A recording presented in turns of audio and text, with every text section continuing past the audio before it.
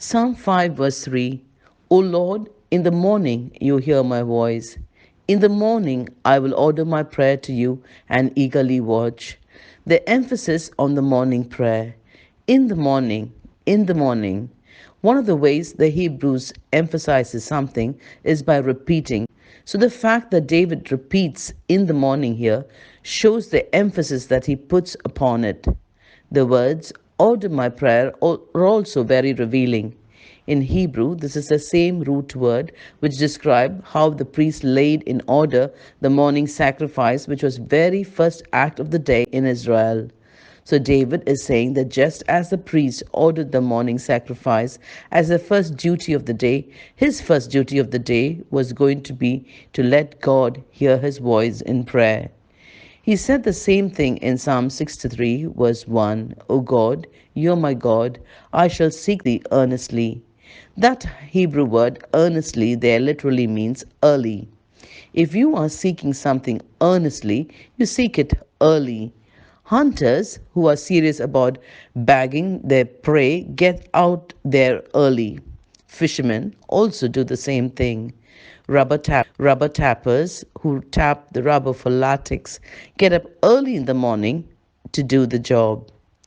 In Mark 1:35, we see that Jesus kept the same pattern, and in the early morning, while it was still dark, he rose and went out and departed to a lonely place and was praying there.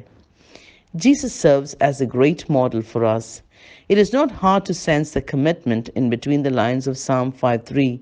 In the morning, O Lord, you will hear my voice. He's saying, I'm going to do this, I'm committed to it. Then he says, I will order my prayer to you. Order means arrange or set in order, and it was used in Leviticus 1, 8, and 12, where the priests who were commanded to arrange the pieces of the sacrifice on the altar. David used this word ordered to give us a picture that it is not just a series of random thoughts, but which has structure and organization. The model prayer that Jesus taught us, he wanted us to praise God and pray about his kingdom and his will, then to ask our requests, give us this day our daily bread, to ask for forgiveness, forgive our debts, and to pray for special protection, lead us not into temptation. The final verse in Psalm 5 verse 3 reads, eagerly watch. Here we sense the element of faith. Hebrews 11 verse 6 says, without faith it is impossible to please God. Habakkuk 2 verse 1, I will stand at my watch and station myself on the ramparts. I will look to see what he will say to me and what answer I'm going to give to this complaint. When you're confident like David and Hezekiah that you will receive answer to your prayer, you will testify as Hezekiah did in Isaiah 38 verse 15. What shall I say?